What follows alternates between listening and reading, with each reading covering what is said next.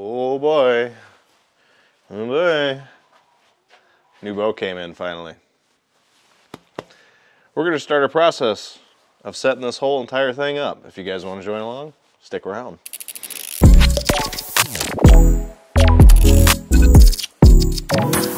And, 21-inch beard. Yes! Oh.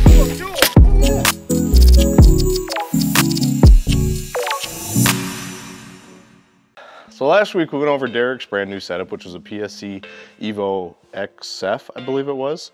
And last Friday I finally got my new bow. My new bow, just look at it. This is a Darton Spectra E32. And they got the sweet new logos on the front of the limbs. It's a great feeling bow. It's got the dual sync system in the cams, and it's a fully adjustable cam system for your draw. So that's even more cool. That's even more better. So to start things off, there's nothing on this bow. Nothing. There's no DLoop, there's no peep sight, there's no drop away, there's no string silencing systems if you want those. There's lots of things that aren't on it to be able to go out and shoot right away. So we're starting fresh, brand new fresh. Even got new fresh arrows to go with this. To start off things just in a simple manner is the D-loops and soft knocks is the first thing you need to be able to do. Because I can't even draw the bow back right now, so it's kind of important. So let's go over it. Okay, so first things first. You don't necessarily need all these things to be putting in your own D-loop and stuff like that. This makes your life a lot easier. You don't need a bow vise. You can do it while it's sitting on the ground. It doesn't need to be level because we're using one simple tool. So this tool is going to be your best advantage.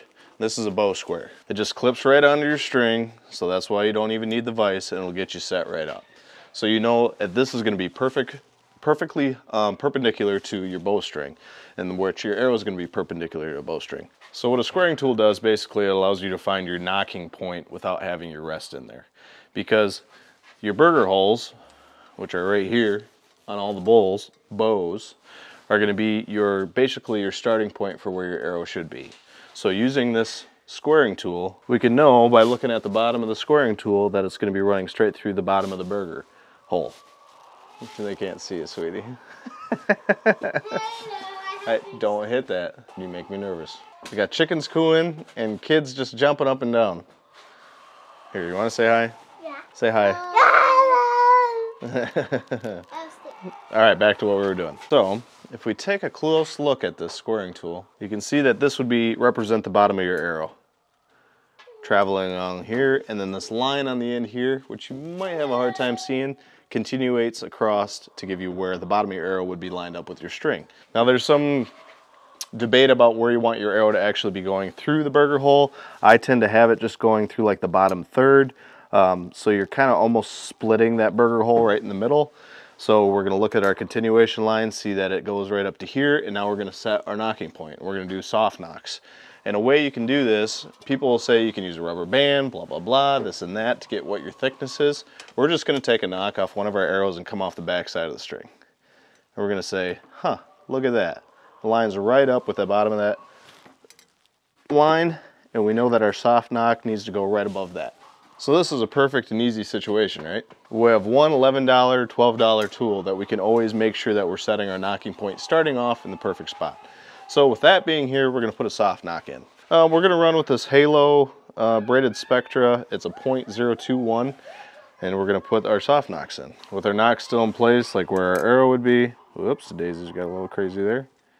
And we're looking at our burger hole down the line here, and we're still looking fine. We're just going to get a knot started. And this is going to just be your soft knock. And there's a couple reasons why I like running the soft knock. Give one overhand knot tight right there. And now I'm going to take this off, get this out of the way. I'm going to go once around the backside. That is now in a perfect position for your soft knock. It's good to go. I can take this off and I'll give it a couple more ties. We're going to cut our tag ends. Okay, soft knocked 1 installed. Now we're going to put this back in just so we got a good idea of where it's supposed to be. What we don't want to do is get the secondary soft knock too tight. So generally I like to leave a 1/16 to a 32nd of an inch of space below it, because especially when you're looking at switching to a lighted knock or something similar, you are going to be experiencing some knock pinch because they end up getting wider. So I'm about 1 string length away from the bottom of that knock. You can see it kind of goes up and down just a little bit. And that is pretty solid. We're just gonna tighten that down. Tighten her down on the back side around, and then one more time coming forward. And our soft nocks will be in position. That looks really good. That looks really good. See, there's a little bit of slop in this, but this is a very small, skinny knock. Okay, so when we get into like glory knocks, let's see if I can find a glory knock real quick. Now here's an old glory knock, but you can see when we get to an older glory knock, how much wider that is. And that's about that is tight. That is as tight as you can go. There's a newer one in here. This is a nocturnal knock.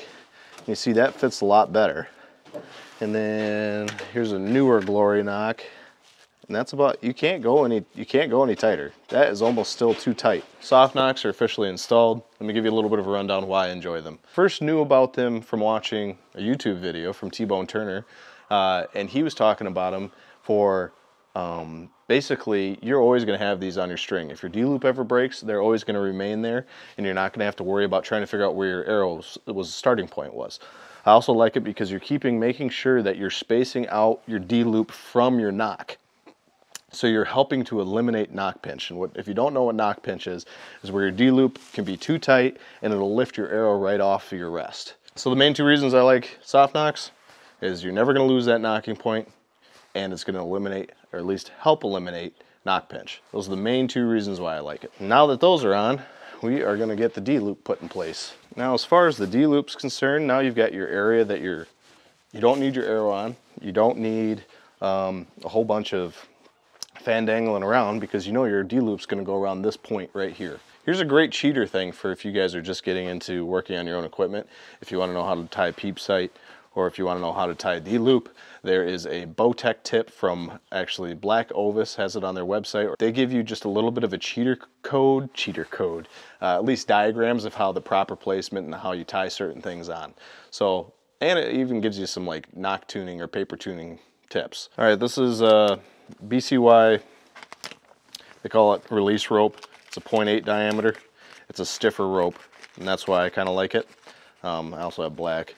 But I do like to put a little bit of flare on the back end, just a little bit of orange or a little bit of color, just so when you're actually getting out there to shoot, you don't need to be searching. First thing I'm going to do is I'm going to get a nice little mushroom end on the back and get that all squared away. Don't need too much, but it's just supposed to help make it so it won't slip, right? A lot of people say you want to put your peep in before you put your D-loop in, but you know what? You get them from the manufacturer without the D-loop, or excuse me, without the peep sight in it. There's always more than one way to skin a cat. So this isn't necessarily the way to do it. It's just the way I do it. So to start off with, our knot on the top, our frayed end on the top, we want facing us. So we're going to make sure that this melted end is going to be facing, if you're a right-handed shooter, it'd be facing to the left. If you're a left-handed shooter, it'd be facing to the right. You want it to your cheek. Basically, you can take your big chunk of rope, lay that over, and pull your two strands through to get started. As you can see, our melted end is going to end up in our face. It's going to be at our cheek. You can see how here, so the melted end of the strand is at our cheek. We're on the back side of the string. Now we're going to bring our main line over the front end and tie our knot. Now, I tend to work this down really tight, because when you tighten everything down with the pliers, it's going to stretch out a little bit. So say that's where I kind of want it. Now I'm going to cut my rope. All right, now that we've got our end burnt for our tag end, we're going to come back around and we're going to go the opposite side of the string from what this was. Come on over, go back under, work you through. And now that we've got it in a hand position, not too tight, we're just going to take our pliers and not go crazy with it. We don't want it too crazy. Just give it a little tightness. If you go too strong on these pliers, you'll actually separate your serving, which isn't necessarily the best thing in the world. There, you can see that. That is a properly tied D-loop. Your knot's visible at the top, your knot's on the opposite side at the bottom, your string comes over the back side of the string, goes over the front side of the string. And we got our soft nocks in place. that's probably going to be it for this quick video. I just wanted to show you quickly how I put my Soft Nocks on and my DLoop, nothing stupid crazy. Next video, we're going to be mounting the QAD Ultra Rest HDX, which we have talked about before and why I like that rest. We're going to get going on that right now. It's just going to be in the next video. After that, we're probably going to be mounting our sight and our stabilizer bars at the same time. And then we're gonna do the arrow build, and then we're gonna shoot and like super tune things. The way I like to super tune my bow. Basically bare shaft tuning. Thank you for watching this video of the DLoop and the Soft Nock. I'm gonna continue on. Stick around, hit subscribe if you wanna see the next video. Thanks for watching.